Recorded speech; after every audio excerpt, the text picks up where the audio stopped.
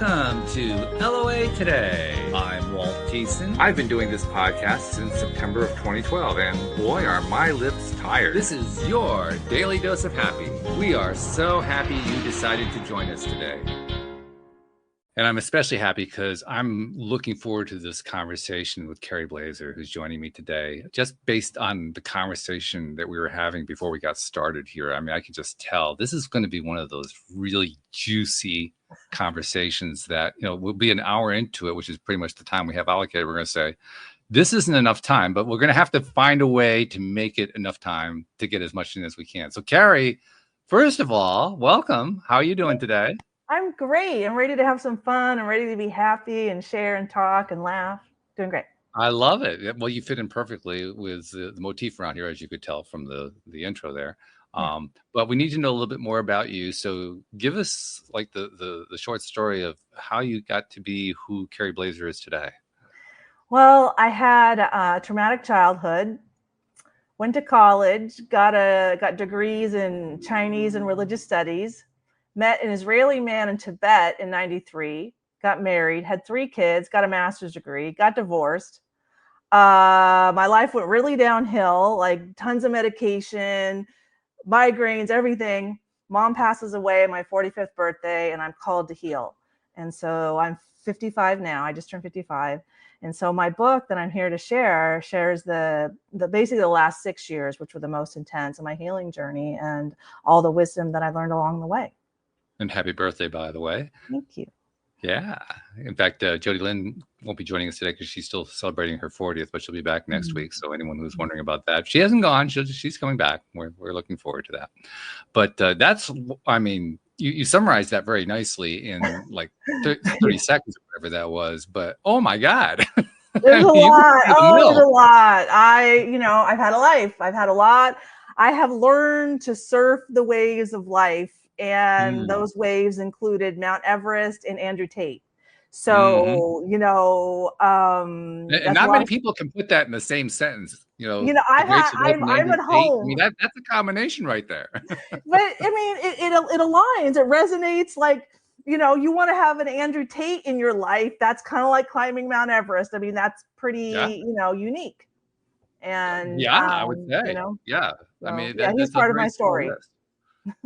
Yeah, I would think, but it's also very cool. And but honestly, while that part is cool, I think the really cool part, is you went through a lot of stuff. You didn't give us a really clear idea of what happened in your childhood, but it was traumatic, so that's enough to know right there. You have all these other things that happen along the way, highs and lows, both. Yeah. But it's a lot, and I just know from my own experience and from all the different hundreds of people I've interviewed, the roller coaster, as I like to call it, it's harshest at the early stages. After a while, you feel like you can handle it better, and then it becomes a ride after a while. But at first, it's like, oh my God, yeah, then, the face, that you see, like I said, learn to surf the waves of life.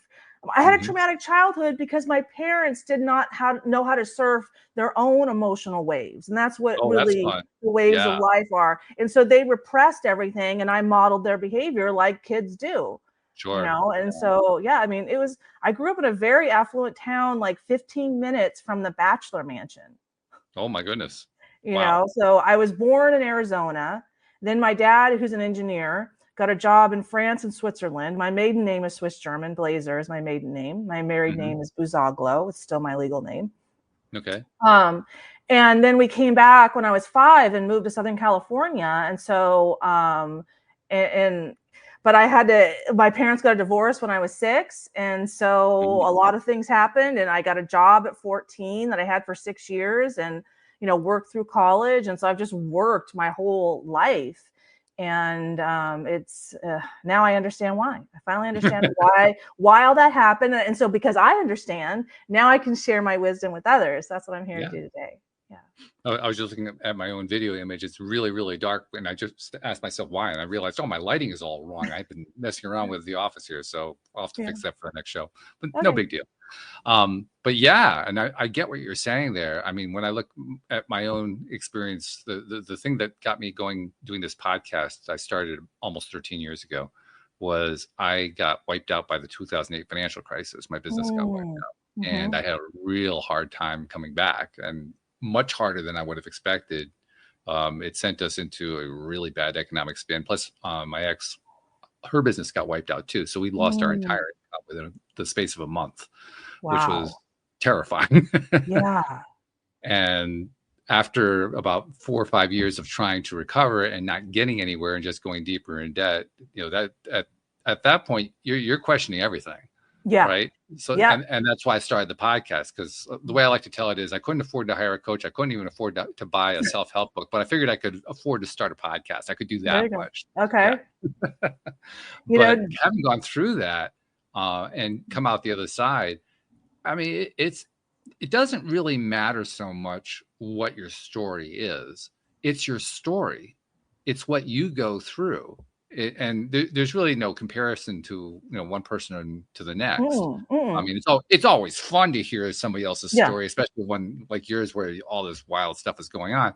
But when you actually are looking at what you experience going through your life, it doesn't really matter how it compares to anybody else's. It's yours. It's what you're experiencing. The reason it's traumatic is that it's traumatic for you. And Yeah. that's the most important piece. We forget about that part. Oh, well, we forget that our souls plan our lives based on our wounds. Mm. So my life is specifically planned for me to have opportunities to see my wounds and then improve from there. And just like you, your soul plans your life based on your wounds so that you have opportunities to see the wound and go, oh, no, I don't like that about myself. Oh, I'm really hating myself there. Or I could do a lot better. I need to believe in myself more, and then there's your opportunity. And, they always say it's darkest before the dawn. Yeah. Yeah. And so would you like to hear about the physics experiment that I think about daily that helps me Oh yeah. understand why we have to learn to surf the waves of life? Okay. I would And love it. Yeah. so in my book, I explain a lot of, I use laws of physics to explain shamanism and emotional healing, just so we all understand that what is spiritual is based on the laws of physics. Okay. Okay. So it's not like otherworldly, so to speak, it's 1 + 1 = 2. It's not pure woo, is what you're It's saying. not woo. I mean, there's woo out there, Hmm. but I tried to ground what I thought was my woo and Yeah. my feminine side, my right brain, which is my feminine, into my engineering left brain, like my Okay. dad, my brother, my ex-husband, like my uncle, all of them, my grandpa, all engineers, all this like Wow. Oh super my like God. logical, like Swiss German left brain with this super intuitive right brain. That's my Oh book. my goodness. Okay, like that, How'd you I brought it survive all this? together. Okay, so the physics experiment. Yeah, there's two balls, Okay. and they're identical weight, size, everything. There's two tracks, same distance. One goes slightly downhill, and one has hills and valleys. So the distance traveled on this track is technically longer. Which Hmm. ball reaches the finish line first? Ooh. That's such a tempting Mm, question. totally is. Yeah, because you want to say, well, it's the first one. That one's going to get there first. Is that what you is that your answer? Is that my answer? My answer is I don't know. Okay. Literally, I take the scientific viewpoint of I want to test it to find out. I don't presume to know the Okay. answer in advance.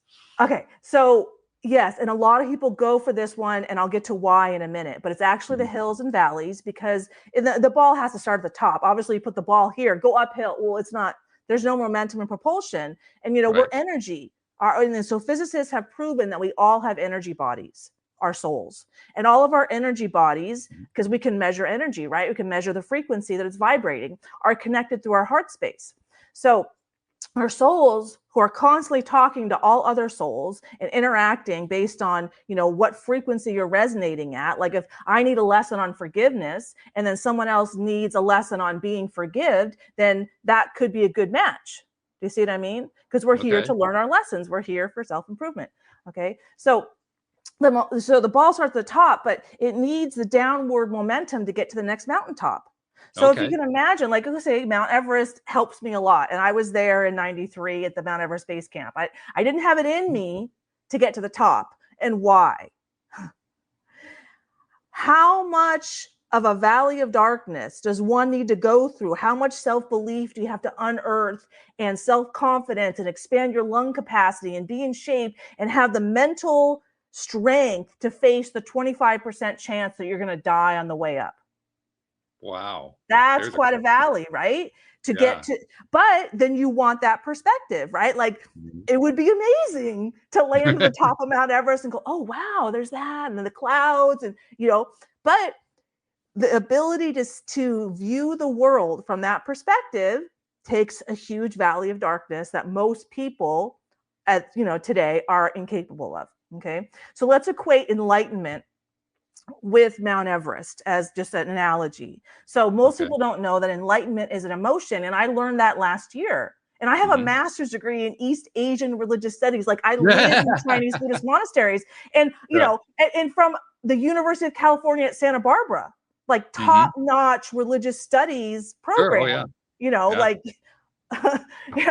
and no one told me. Okay. But that was my soul's journey. Like, we even talked about me working with the nuns that I had met to learn the wisdom from them. I'm like, because no one taught me that the wisdom in their heart was also in my own heart. And that's what I Ah, spent almost 30 years figuring out, because I graduated my master's degree in 97. The same month I got pregnant with my son. And then I wow. was having my kids. I needed to dive into my feminine pain to understand enlightenment for myself. And then the reason I was like needing to understand it more, the first reason is I needed to explain to my kids. So it wasn't about anybody else but me, and then my family, and now it's Mhm. community. But that also is a reflection of something in my book I call the love hierarchy. I had to learn to love myself first, and learn to fill up my own cup of love, and how that works, and so that I could have overflow extra love to share with others, because most people do not have a healthy cup of love in their heart. Most people are sharing a lot of negativity, a lot of self-hate, lack of self, Yeah. and then blaming other people for their problems. They're Oh my God. projecting it, It's projecting rampant. the selfish, and then blaming the other person and holding them responsible to their own selfishness, because they don't understand the process. So, okay, that's fine. Like, most people don't understand, but okay, so we're here to learn. So this is how it works. Okay, so our souls are energy bodies. So again, we're going to rely on the laws of physics. Okay. Okay. And there's these prongs in that vibrate at a certain hertz. Like, you could have one metal prong that vibrates at 400 hertz, and then one metal prong that vibrates at 500 hertz. Mhm. When the 500 hertz moves, this one doesn't interpret anything, because they're vibrating at different frequencies. So Right. they don't see each other. Okay. So the women who are like, where are all the good men? Well, the good men are vibrating up here because you're vibrating down here, and so you don't see them. So all Mm. you interact with, all that you perceive, because when they're both 400 hertz, you move this one, the other one moves. So then that's what you perceive and you pick up on, and that pulls your attention. That can trigger you, can make you happy, that triggers your soul's connection. It triggers the emotions in your soul, because our It soul's also the energy explains bodies. What? it also explains when you're in that lower vibrational state, male or female, doesn't really matter, but Yeah. when you're in Yeah. that lower vibrational state, it's why the opposite sex, if you're an opposite sex person, the opposite sex all seems to be the bad guys, because Mhm. they're in the same vibrational space. Exactly. That's what it seems like, but we haven't taught people this. Like, most people don't know that the universe is a mirror, and every interaction is to show you the wounds inside yourself. So what Mhm. the soul is trying to show you when you see someone that's selfish is your own selfishness, because your Mhm. selfishness is coming up, is noticing that selfishness, because you're both 400 hertz prongs, right? You know what I Mhm. mean? Mhm. And so that moves, and then you move. Like, I could see a movie and you could see the same movie, and what I learn is different from what you learn, both equally valid. And Sure. that's why you can't compare. You Right. can't compare your journey to my journey. Oh, well, why, you've been in therapy for 10 years, why aren't you better? Oh, are you me? Like, what? And my kids do that all the time. Like, stop comparing. Stop comparing. She's not there yet. Oh, because her soul doesn't know. Her soul's a microcosm of the macrocosm, the whole universe. Stop thinking that what your brain sees or what you're seeing, like, tell my older daughter this all the time, what you think you see is why she's experiencing that. Look, you're projecting. The universe is a mirror. It's a mirror. So if we could that's the second piece of wisdom I love to share. The 2-ball experiment. We're designed to learn how to surf the waves of life and expand our emotional range. And enlightenment is an emotion. And if you want to learn more about that, there's a book by Dr. David R. Hawkins, Letting Go. He also wrote Power versus Force. And in Power versus Force, he has a whole chart of the emotions, because physicists have measured, so shame, guilt, fear, anger, it's all below 100 hertz, the lower vibrating emotions. The higher vibrating emotions, love is 200 hertz, compassion is 400 hertz, enlightenment is 700 hertz and above. Now, the physical body can't just jump from 200 hertz to 700 hertz and not have a heart attack. That's why you got to learn a little. That's why it's gradual. The expansion of the emotional range happens over lifetimes, so that our bodies can keep up. So our bodies aren't ready for everyone to walk around at 1,000 hertz all day long, all enlightened at the top of Mount Everest, because we haven't done the work yet. Our bodies, we got to go at the pace that our physiological bodies can go. So it's like a balancing act between our souls wanting to be, incarnate and show who we truly are, which is the higher vibrating emotions, the light being, and really accept that those lower vibrating emotions are not real, that they're here so we can see ourselves. Like, you only know what tall is because you know what short is.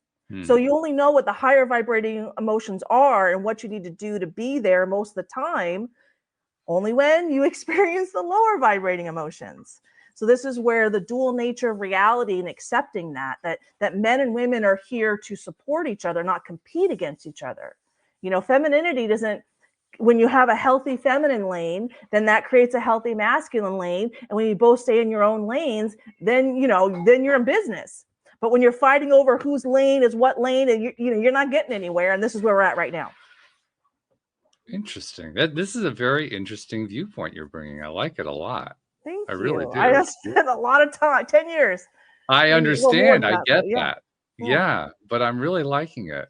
A few thoughts are coming to my mind. First of all, when you were talking about the different vibrational layers, I'm not sure if you were actually naming genuine hertz values, but you were basically naming doubled values. And in the range of sound, particularly music, doubled values are octaves.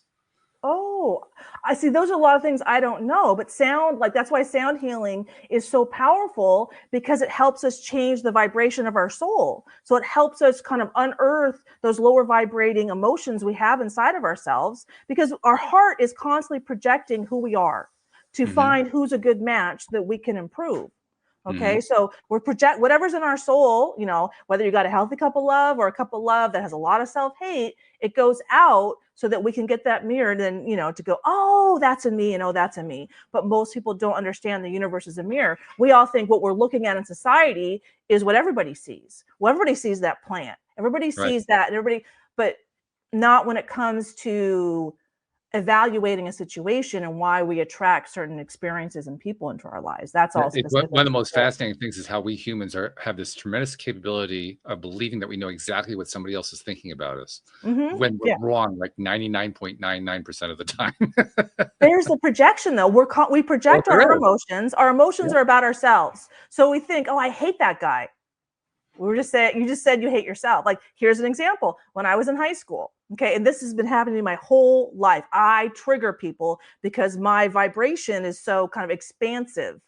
So and he was popular, and I'm in this group, and he walks up, he's like, I don't like you. I'm like, you never even talked to me. You don't even know me. And I cursed at him, but I don't even like you. That's what was happening in our souls.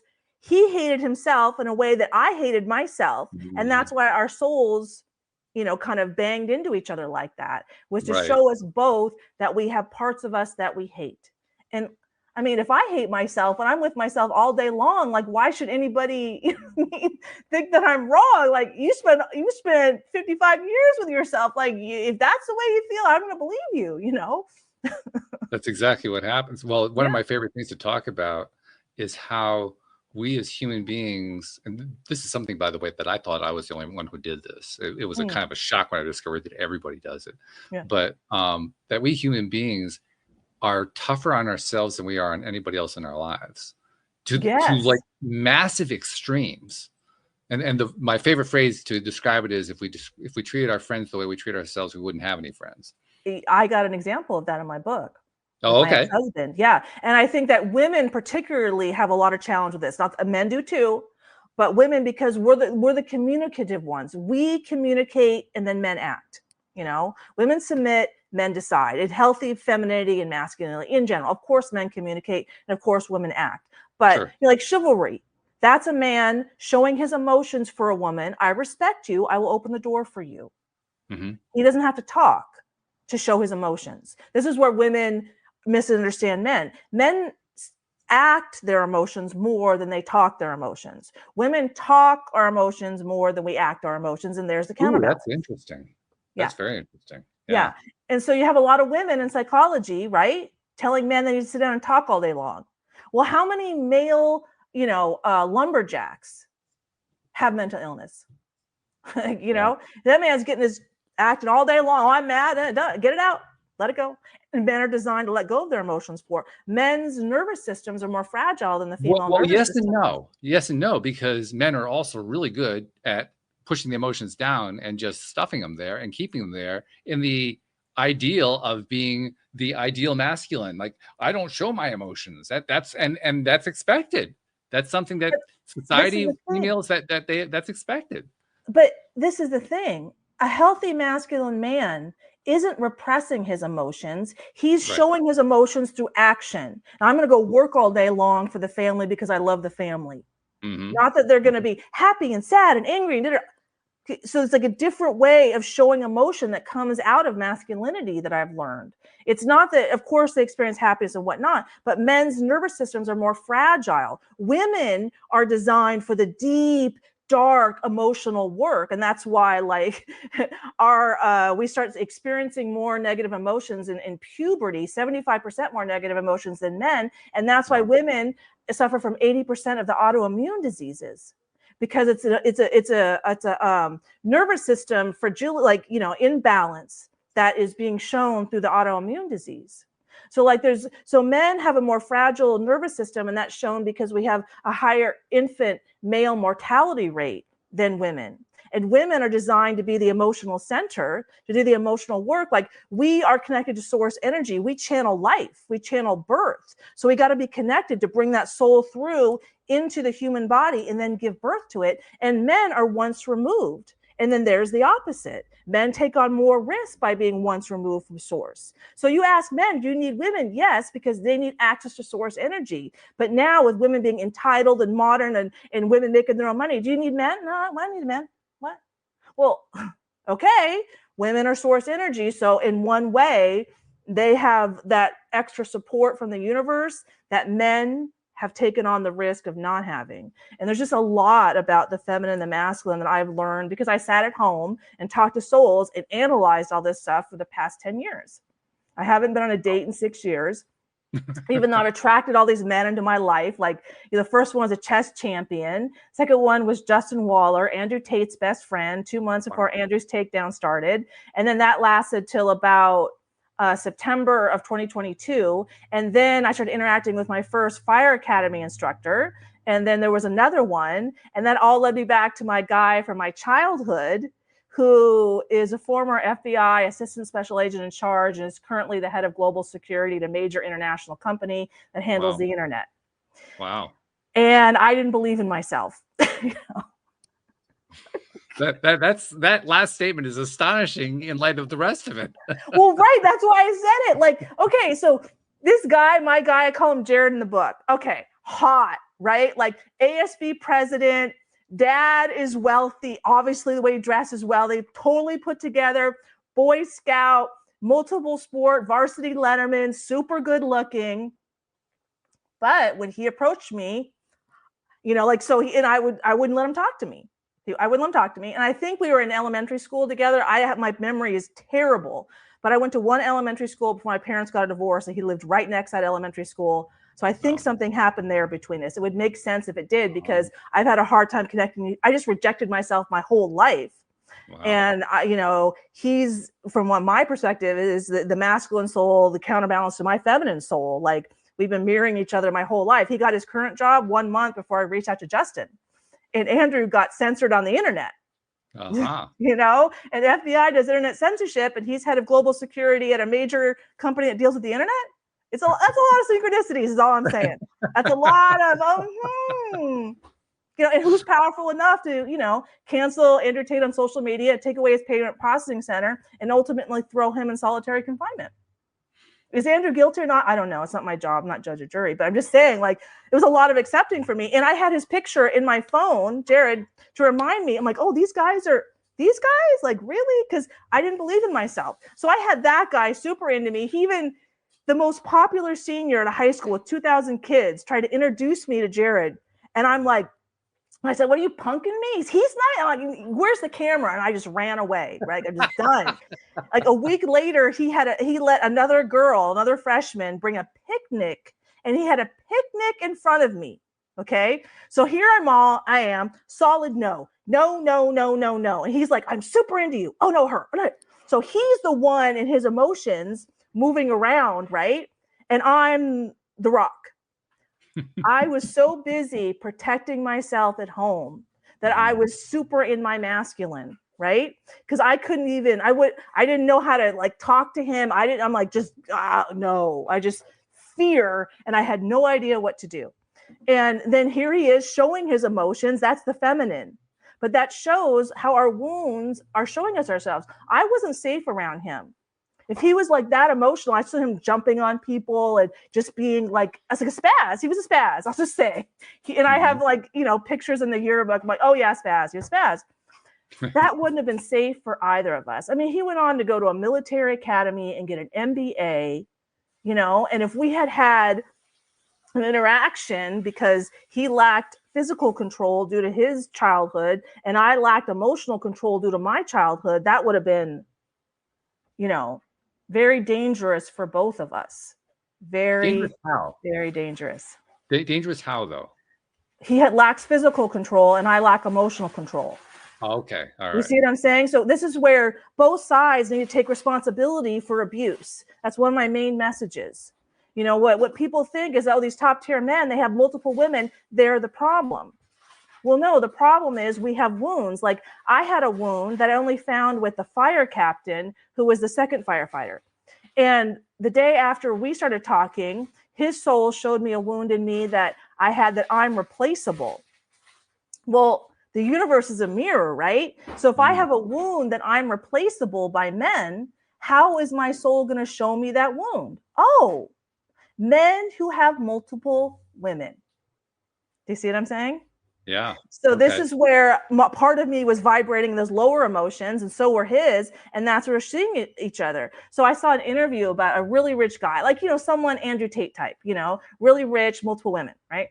And they asked him, is your wife replaceable or is your money replaceable? You want to guess what he said? I don't dare. My wife is, wife's replaceable. I can another one have kids and stay at home and cook food. Money's not replaceable. Wow. And our souls are internal, and that's the human, not the money, right? Yeah. But that's the exact kind of guy who would be the perfect counterbalance to show me my wound. So we could think he's the asshole, but I don't love myself. And the fire captain turned out to be married. Oh my God. And part of the reason I attracted him into my life is so I would reflect on my marriage, which was really hard. Like I hadn't accepted that my inability to stay in my feminine lane, my ability to forgive and have compassion and be nurturing and be submissive was half the reason my marriage fell apart. I have to take responsibility for that. And women, because we're vocal, we're used to like talking about our problems and like, you know, women create and then men orchestrate, you know, women like create the need for a house by having kids, you know, or getting married. So the women are used to kind of communicating like that. We're not used to being like, oh, we're the problem, but things are so bad that we're the problem. And you have a lot of women saying, well, men started all the wars. Oh, so are you saying that those men are emotionally imbalanced? Well, yeah, because they're starting all those wars. Oh, well, who's responsible for emotional intimacy? Who's responsible for the relation to self? And that's the mother. The mother teaches the child, oh, compassion and nurturing and forgiveness and that kind of emotional intimacy, where the dad teaches the child how to interact with other people, starting with the mom. Dad does the outside, mom does the inside. So you see, like, I understand there's been a patriarchy, but women also have not understood their role of emotional intimacy and the relationship with self. And that's, we both, women and men, are equally responsible for arriving at today and where we're at. That's, from my opinion. This is a very interesting presentation you're making here for a number of different reasons. Mm-hmm. And I think where I want to go with it is, I understand what I'll call the archetypes that you're describing there. But I also think there's no such thing as a pure archetype, because everybody has pieces of stuff going on. It's not like I am a pure, I am a male, or I am a female. It's not, yes, we have males, we have females, but it's never that clear cut, because there's always some overlap going on. Well, like if you look at the Tao symbol, you have half that's white with a portion of black, and then half that's black with a portion of white. That's called balance. Mm-hmm. So men need 10 to 20 times as much testosterone as women. Well, how do you create testosterone? Left brain thoughts and ideas and actions. Well, women need 10 to 20 times as many feminine hormones as men. And how do you create that? Well, right-brained emotions. So when the woman doesn't spend her time with forgiveness, compassion, nurturing, intuition, creativity, creating, then she's not emotionally balanced. And that's, hormonally balanced, because our what we do and think is what drives our body and our hormones. And I think a lot of people aren't putting those two things together. You want to create a masculine woman, that's cool. She's going to be out of hormonal balance, and we're 20 years from population collapse. Not only because people don't want kids, but people can't get pregnant because they're so out of hormonal balance. You want to tell a girl that she's just like a boy and that she needs to go out and get a college degree and have tons of sex and sow her wild oats and get a job in her 20s and maybe marry in her 30s? Okay, well, what's going to happen is about her fifth sexual partner, she's going to stop producing oxytocin. She's going to stop bonding during sex. And then what's also going to happen is there's so much sharing of physical, our microbiome, which is our intestinal tract, and that's where most of our mental health is from, and the energetic exchanges of the wounds. And she's going to, have all this trauma. And now you want to make that woman a mother when she can't bond as a mother and a wife. That's what we're creating? Because that's what we're creating right now. And we had to figure it out. We created it, and then we did all the research on it, and now we can see, that women are messed up, but so are men. We're getting it back together, but we have to accept that we all got here together. If we want to change women's hormones and give them birth control pill, then we also have to accept that women don't ovulate, which is one of the main producers of testosterone in men. Okay. That's an interesting point, yeah. Or if you want to teach women it's okay to get an abortion, you also need to teach them that those baby cells and all that emotional pain that you're going to pick up and keep in you is going to remain for the rest of your life. Or the woman that gets divorced, like my situation, okay? I have my ex-husband's cells, and so I feel all of his emotional pain because they have tons of studies. It doesn't matter how far apart we are. I have his cells in my body. When he has anxiety, I feel it. He's not financially supporting me. And I got 3 kids, same thing. I've only been pregnant 3 times. I have 3 kids. Do you see what I'm saying?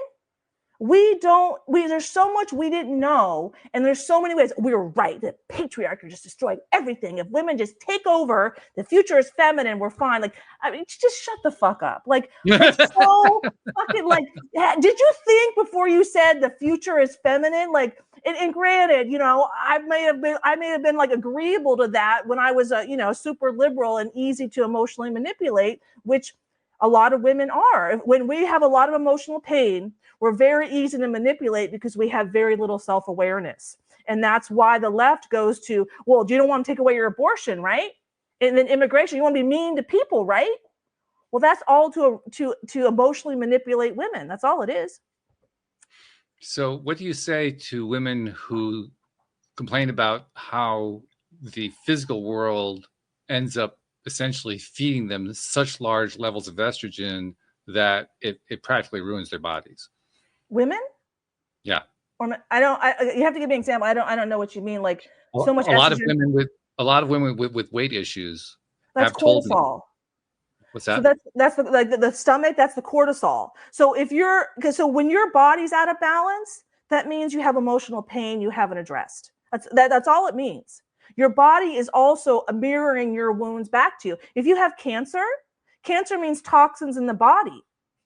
So, and they've done tons of studies now that when people have cancer, they're people pleasers. They don't take care of themselves. They're working from what I call an inverted love hierarchy. Community first, me last.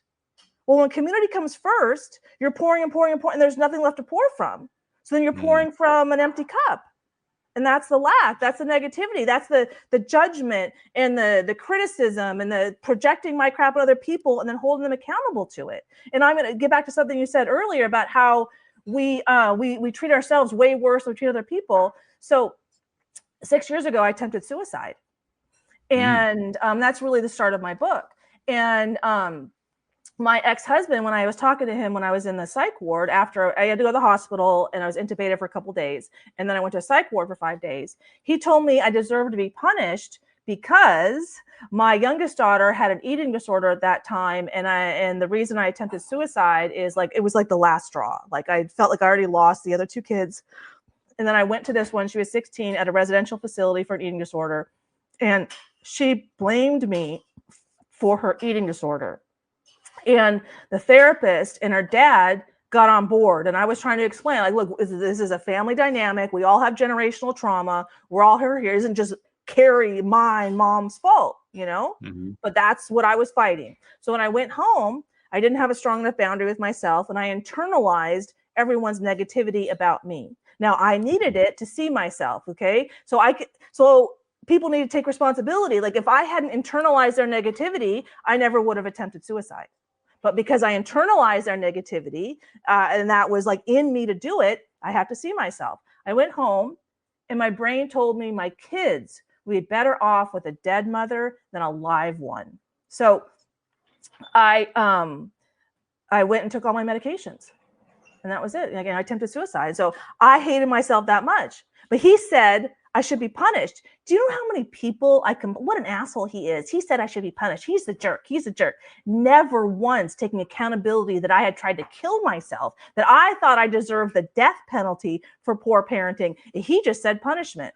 Only when I was writing the book, and I think I put it in the book, did I fully take accountability for that. That's where the writing process was so powerful, because it was my rule. I'm like, I can let everything out, but at the end of the day, I take responsibility for my crap, and I do not disparage the 6 men that are in this book, because they showed up in my life from a soul perspective to mirror my wounds back to me. Was it hard? Yeah. Did I cry? Yeah. Was I pissed off? Yeah. Did they pay me? No, because I needed those lessons more than I needed to be paid. So some people would say that that's actually a fairly harsh way to live. How is that a harsh way to live? Basically, by showing yourself a series of mirrors the way you're describing there, that is a creation of a sequence of events that most people would consider to be a harsh sequence of events. Okay, right, but we need the valleys to get to the next mountaintop.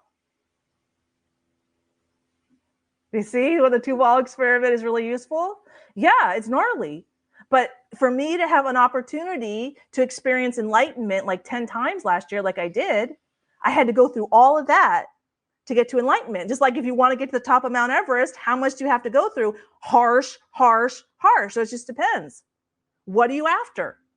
If you're I think that's the key question right there. What are you after? Yeah. I think that's at the heart and root of it. And I think it's a question that a lot of people don't really know their answers to. Yeah. Right. So one of the things that's going to come out of that is, let's say, I mean, you are talking about how you desire to climb your Mount Everest. Yeah. And what is a Mount Everest can be different from one person to the next. Yes. But by the same token, the Mount Everest is like that's like the ultimate challenge that you're facing, whatever that ultimate thing is. The question that's in my mind is it always important to go after the ultimate challenge? Well, it just depends what your soul's plan is. So this is the thing. My brain didn't decide that I needed Andrew Tate in my life. Like, no, that's a harsh existence right there. You want to know, my kids, when I told them that I helped Andrew Tate, helped, because I live in California, right? Yeah. Liberal. Like first time I voted Republican was last fall. Okay. For a year and a half, they hated me over that. I'm like, well, isn't a more emotionally, and I waited a year to tell them that I did it. Okay. Well, was not in this climate, that's going to make no difference at all. But I had to be ready to stand up for myself. Like, just to go, oh my gosh, I did that. Like, whoa, wait, what? And then solitary confinement. Right. So they hated me for like a year and a half, but I'm like, well, isn't a more emotionally balanced Andrew Tate, better for everyone? Well, yeah, but aren't we all in this together? Aren't we all trying to increase our vibration? Like, this is the thing. Yes, it's hard, but that's why we come. We don't come for this easy, because I think people go for the easy because they had a traumatic childhood and they don't understand that they're here to learn to surf the waves of life. That's why we're here. You talked about what the plan is, and I have to admit, that's something I've always kind of I've been on the fence about. Do I come here with a plan? Was the plan set by me? Was it set by God? Was it, all those kinds of questions? I'm kind of on the fence about them. One reason I'm on the fence about them is I think back to some of the things I've experienced, and I say to myself, well, if that was my plan, what the hell was I thinking? Right. Well, that's the point. Right. Like, so here's the thing. My soul has a plan. Like in my book, I show so many synchronicities. Like the first guy, Tim, we met at yoga. 5 months after I started talking, got in a huge fight. He told me, never talk to me again. Never talk. I'm like, okay. It was upsetting, but I'm healing myself. And then almost exactly a week later, I went on a drive, and he lived at a very remote, very affluent location. And I didn't know where he lived. And so I went for a drive, and I would turn around right where his gate is. But I didn't know it was his gate. And it takes me like 4 or 5 seconds to get off the freeway and go right back on. It's right on the ocean here, in Southern California. Okay. So I go for a drive, no idea what's going on. And, there's stoplights and everything. Right. And I get off the freeway and I pull up to get on the freeway. And right at that moment, his car and him arrive at the gate. Oh, geez. And that's just one, like, that's proof. Like, all of our souls are constantly talking. I mean, that's how you explain psychic gifts, right? Like there's irrefutable evidence that dogs know things, right? Like, you see millions of dog videos. They get super excited 1 to 2 minutes before their owner gets home. How do they know that, right? Yeah. Bears, they're up a tree a day before the Cat 5 hurricane arrives, where humans are still in our houses next to the ocean going, bring it, like morons. So they listen to themselves, I'm sorry. We have to accept that we're souls having a human experience because we have the physical evidence now. Our souls are constantly talking. What do you think? They're just shooting, hey, how's your corona? They're not like, they're getting shit done. Souls get shit done. So it's you're touching on something else I really want to ask you about. I want to know what your perspective is. Yeah. I've tried to figure out, and you're claiming a scientific basis here. So I've tried to figure out what is the scientific explanation for this communication. That I agree, we all do have this communication. Yeah.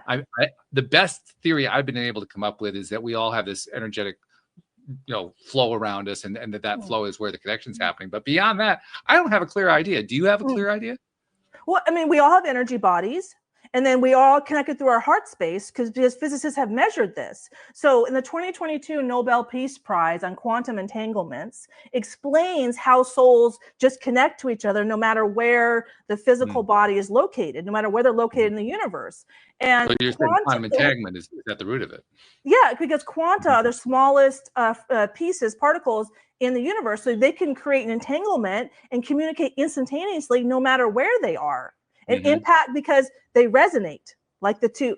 So when I hit this, everything else in the universe that resonates at that exact frequency will also be felt. We'll feel it.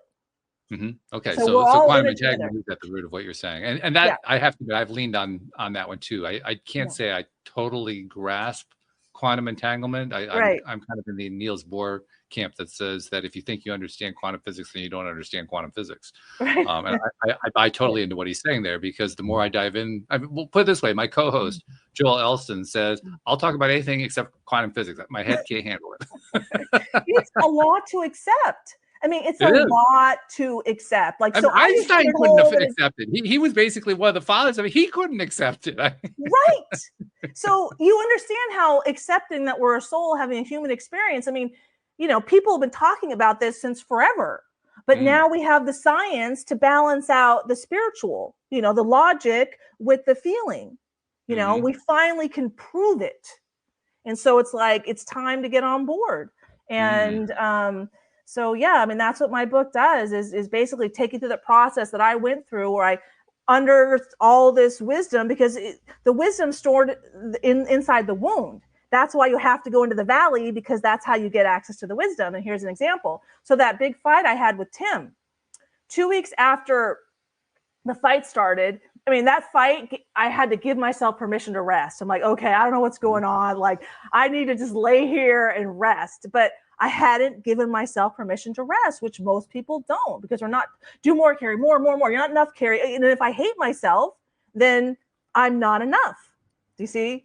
When it comes from the heart, because our external reality is a reflection of our internal reality and how we feel about ourselves, right? Like, if I'm noticing selfish people everywhere, then I think, why is everybody an asshole? Oh, I'm there too, I was just saying in Hebrew, if you run into 3 assholes, then you're the asshole. The Jews know a thing or two. They've been around the block with, trauma and challenge, and they remember it too. And my last name, Buzaglo, okay? Yeah. And what does Buzaglo mean? Buzaglo is the Jews were exiled from Spain in 1492, and they took on this last name to remember the event of being exiled and humiliated. I'm not laughing at the event, but that's what. Let's remember how we treat each other, and let's remember not to do that. I was always intrigued by the things that Jews would choose to remember, and that would be one of them. Like, okay, that's really going to be your thing. You're going to remember that, but they do, and there is some credit to that too. And they're a strong community. I mean, look at what they've been up against recently. I mean, my youngest daughter is yelling at her dad, who's super knowledgeable about Middle Eastern history, right? He's in support of Palestine and Iran. I'm like, oh, because she and I are taking a break right now. I'm like, well, a rejection is spiritual protection. Because she knows, you talking to me, I wouldn't tolerate that crap. You're going to tell your father, okay, this is she doesn't understand her feminine lane, because she's being taught to go be a social activist, which disrupts the whole system and keeps us out of balance. So, because change is an inside job. Like, our external reality is a reflection of our internal reality. And I'll give you an annotated example in a second. But now I forgot where I was going. No, she knows, but she knows, like, if I were there, I would never allow her to talk to her father like that. But because I was irreverent, I didn't respect boundaries, and I didn't respect authority because I wasn't respected as a child. So my lack of respect means I'm projecting lack of respect out onto the quantum field, and that's what comes back to me. She's learning all of those lessons, and so. But anyway, I forgot. Well, I'll tell you something, and this is perhaps a little bit of contrast to what you're saying there.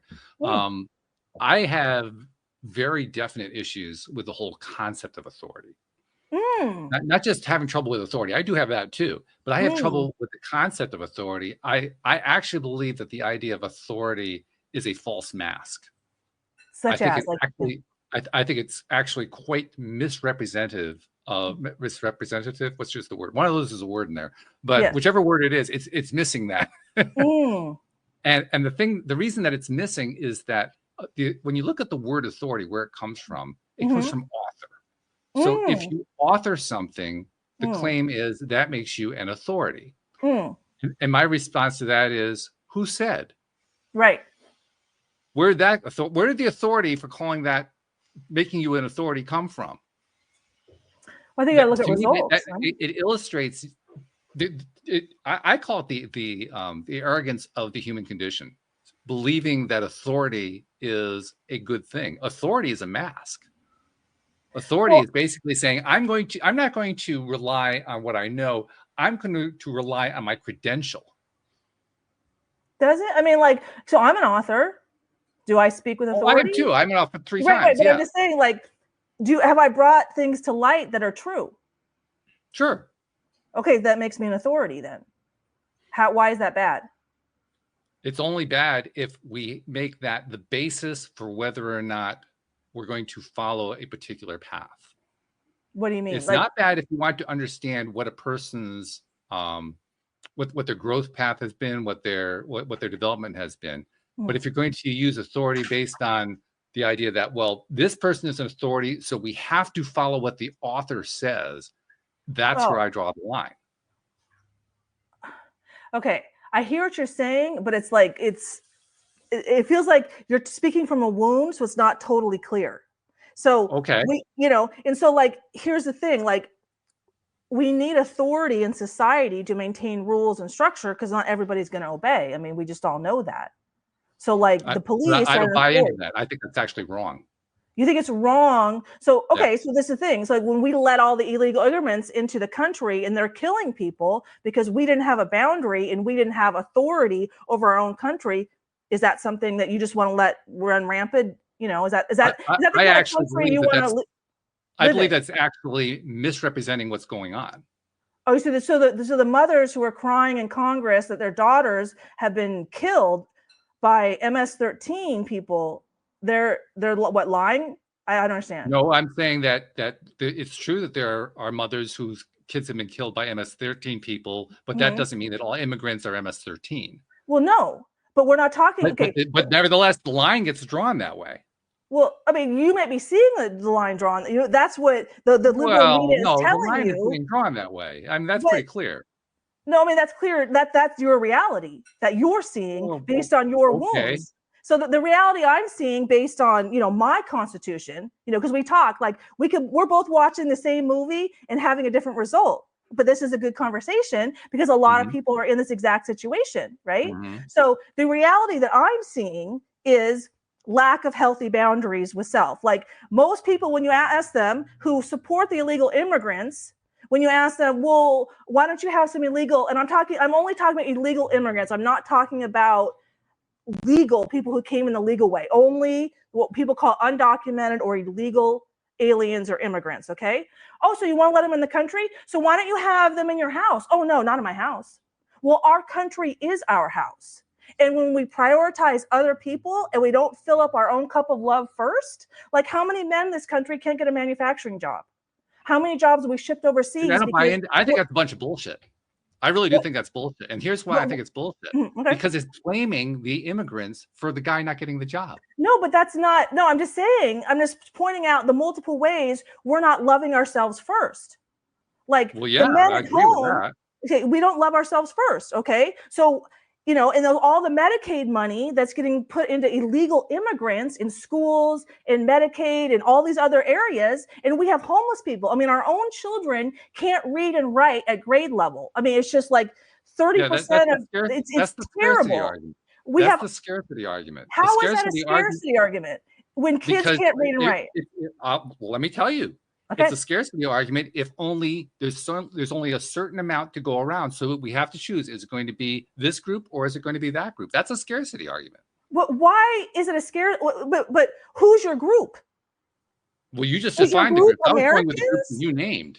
Or is your group illegal immigrants? Because if we But that's only the spend point. money, Those are the groups that you're dividing right there. right, That's your division right. right there. Why are Americans responsible for educating illegal immigrants and spending money on their health care when we don't have enough money for our own? We don't. That question comes specifically from a belief in a scarcity of resources. No. How does it? But this is the thing. It's not scarcity. It's you believe you're entitled to all these people's money, like Americans' money, that they shouldn't have that money that they worked for. That they shouldn't have that. It's like, this is the thing. We have a capitalist society, and people are promoting communism, but we're a capitalist society. We have a capitalist constitution. So, like, what kind of society do you want to create? And I'm glad we can have discussion because it's so important today. Are we capitalists or you want communism? And this is the thing. Let's get back to how our souls plan our lives. Our Yeah, souls I know the don't. whole capitalist But communist argument hang real well. I used to be a libertarian, so I but know hang on that a whole second. argument real well.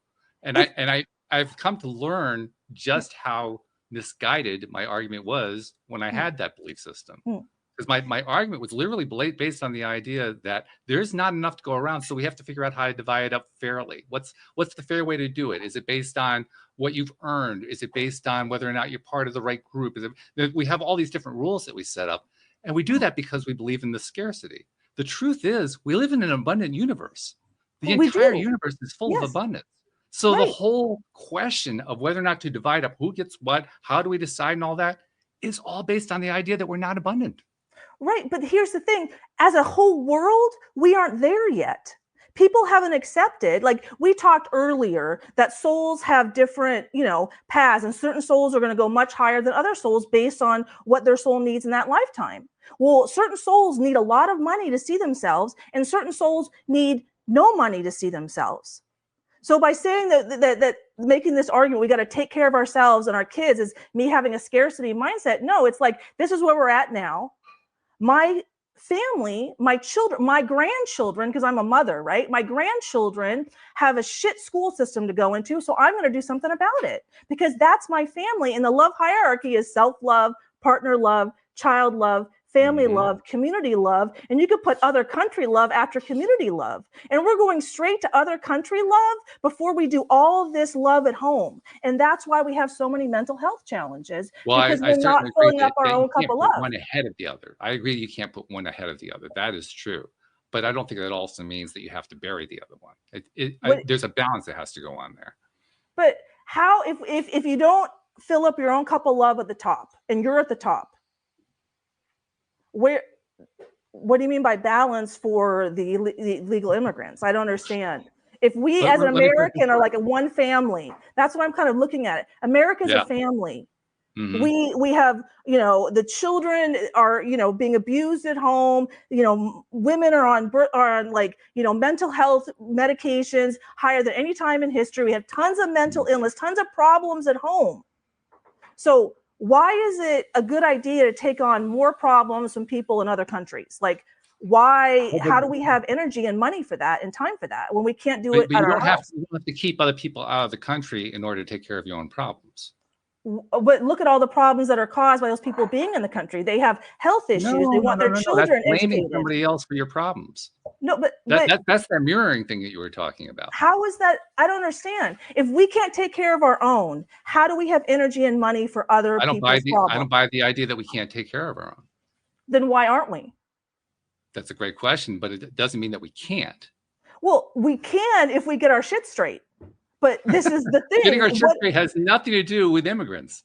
It totally does have to do. This is the thing. So let's say that's blaming the immigrants. Can I run a healthy household when I got 10 immigrants with my kids in and out, and they're doing, and I don't know, and they're in my house, and I have no rules around them, and then they want me to spend money, like pay money for their insurance and their medical care and their food and their schooling. I mean, that's really what's happened. Let's put 10 immigrants in my house with my 3 kids, and now I should take care of everybody because I make $100,000 a year? Is that what you're telling me? I think you very nicely described the difficulty of the viewpoint that says we need to have a separation from immigrants. I think you've described that very nicely. And I don't think we're actually going to resolve the conversation here. But this has been fascinating. It's been very interesting. I appreciate that you're open to talking, and it's just, this is my viewpoint and that's your viewpoint, and we're watching the same movie and that's totally valid. Yeah, it's totally valid. One of my favorite things of doing this show, I've said this many times over the years, is I love talking to people about their perspective. That's why I love doing these interviews. I learn more from the people I disagree with. Yeah. And so that's always fascinating to me.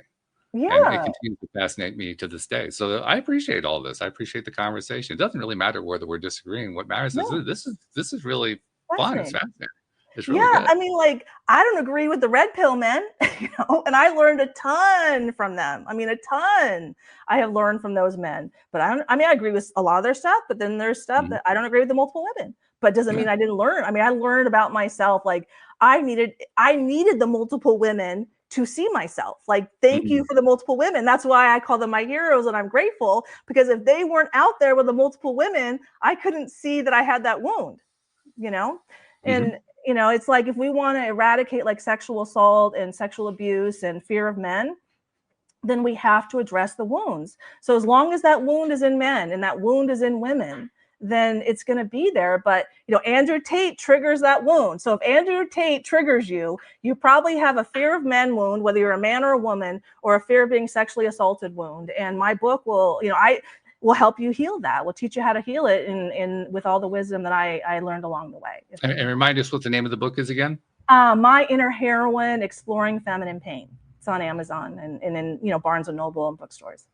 And do you like having listeners and so forth reach out to you? And yeah, they want to reach out. Yeah, I have a website at kerryblaser.com, KerryBlaser.com. I'm also on Instagram at Kerry Blaser, YouTube Kerry Blaser, and I'm also on Instagram Red Pill Shaman, because the red pill space. Very good. Yeah. All right. Well, this has been fascinating. No doubt about this. Thank you so much for joining me today. One thing I do want to share with you, and I make this a practice to share with all of my guests, and this is a particularly interesting situation to apply it to, but I think it's as true here as anywhere. One of the things that have come out of the fact that we're now in the 21st century, I mean, 30 years ago, we couldn't do this. This was not a possible conversation. There was no way to do an internet conversation where I can see you, you can see me. You know, we could probably do a phone call, and that was about it. And it'd probably be too expensive to record anyway, so it wouldn't be worth it. You know, today we can do stuff like this, and it's cool. I mean, that's one of the wonderful things about the era that we live in. One of the things that has come along with that is because of how the whole thing has changed, we now have different ways of marketing ourselves, marketing our products and services and so forth, including coming onto podcasts, you know, going into social media, doing all the online stuff. And in the course of doing all of that, we've lost track of a very important thing. We've lost track of the fact that, well, we give a lot of information away for free because we want to help people with it. And we're helping people very often in ways that we never know about. And they're benefiting, and we don't get the credit for it. And I say, well, wait a minute, hold on. So Kerry, on behalf of those people you've been helping in ways you didn't know about, people you've never met, never seen, never will meet, never will see, on their behalf, the people you've been helping, thank you for what you're doing for them, because you're making a difference in this world. And I really appreciate that, because like I've never been paid. None of those men talk to me. And it's probably a not yet. It's just we're not there yet because they have their own stuff, you know. And I put them in a lineup with Andrew Tate, which, you know, I don't need to explain. That explains itself. So, you know, so I'm here trying to sell my book, working on developing a film adaptation. I just got a PR guy today, which I'm really happy about. I'm super excited. Congratulations. Thank you. And so he's like, I'm taking you global. I'm like, awesome. Let's go. I met him on a podcast. And Very so, good. you know, I'm just trying to share my wisdom and help, you know, women become healthier in their feminine hearts. And femininity fuels masculinity. And because women are source energy, so the energy starts with us. When I submit to a man, side chick, he's going to say side chick, yes or no. If I submit to a man, girlfriend, then he's girlfriend, yes or no. But if I bring the energy of wife, open my heart, close my legs, then he's wife, yes or no. And women need to learn that that's their job, to submit the right energy to get the result that they're actually after. All right. Well, thank you, Kerry. Appreciate you spending the time with us today. And thank you to our podcast listeners everywhere. We'll see you all next time here on LOA Today. Goodbye, everybody. Bye.